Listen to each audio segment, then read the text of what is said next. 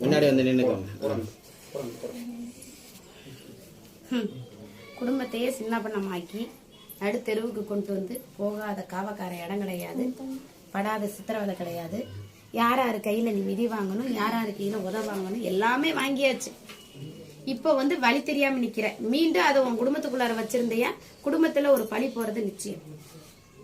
போற கண்டிஷன் ஆகி போச்சு தெரியுமா இல்லையா? போற கண்டிஷனுக்கு போய் தான் கொண்டு வந்து வச்சிருக்க. உன்னை தெருவுல கொண்டு வந்தாச்சு. உன்னோட அரண்மனையை விட்டு தெருவுல கொண்டு வந்து நிப்பாட்டிட்டாங்க உண்டா இல்லையா? இப்ப தெருவுக்கு வந்து நிக்கிற. எல்லாம் இருக்கு, நிம்மதி இல்ல. உங்குறதுக்கு, திங்கிறதுக்கு, கொடுக்க வர போக எல்லாத்துக்குமே இருக்கு. ஆனா நிம்மதி போயிருச்சு.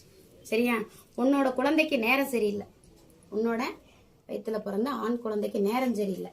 போன இடம் அப்படியே கொண்ட இடம், பண்ண விஷயம் அப்படி. உன்னை கிட்ட இருந்து எல்லாமே புடுங்கிட்டு வெளியேற்றி விட பாக்குறாங்க. இப்ப நீ கொஞ்ச நாள் இதை விட்டு வச்சியா, அதுவும் அதுக்கு சொந்தமாயி போயிருக்கும். புரியுதா இல்லையா? சொந்தத்துக்கு வந்துருச்சு ராஜ்யம். இதுக்கு 2 பேரும் உடந்த, ஒரு ஆண் ஒண்ணு பெண் ஒண்ணு உடந்த போயிட்டு 2-3 இடத்துல செஞ்சுதான் கொண்டு வந்து வச்சிருக்காங்க. உன்ன இடத்துல உன்னோட குழந்தைக்கு சேர்த்து எல்லா விஷயமும் பண்ணிதான் இப்ப இந்த இடத்துல உன் இடத்துல வந்து ஒரு வம்பு வந்துச்சா? அந்த வம்பு வந்துட்டு போனதுக்கு காரணமே உன் வீட்டுல வச்சிருக்க பொருள் அப்படி உன் இடத்துல கொடுத்து போட்டு போயாச்சு. அதுக்குதான் இங்க இருந்து நைசா அந்த இடத்துக்கு வந்துடும். புரியுதா இல்லையா? இப்ப அந்த இடம், அந்த இடத்துல அந்த பொருள் இருக்க வர குடும்பத்துக்குள்ளார ஒன்னும் உன் வீட்டுக்குள்ளாரே உனக்குள்ளாரே பிரச்சனை தான். உனக்கும் மகனுக்கும் கூட பிரச்சனையா தான் உண்டா இல்லையா?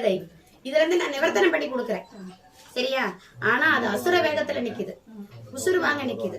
உசுறு வாங்கி அந்த இடத்த அர்ப்பணிச்சு கொடுத்துரு. இதற்கு காவக்காரங்க முதற்கொண்டு உடந்த எல்லாத்துக்கும் பணம் பேசுது.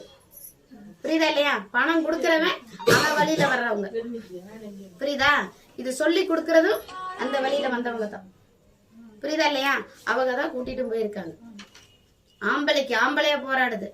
4 பேர்த்த எதிர்த்து நின்றுட்டு வந்தாலும் விட்டுருந்தா அங்கேயே சர்வநாசம் ஆயிருக்கும். இந்த இடத்துல 4ஆவது வந்து நிக்குதுனாலும் இன்னும் ஒரு ஆள் இதுல வேலை செய்யுது. உன்னோட கட்டின பெத்த பிள்ளைக்கும் இன்னொருத்தன் அதுல வேலை செய்யறான். அதுக்கு கூட அப்படியே விட்டு போனாலும் அந்த உறவு அங்கதான் போகும். சரியா?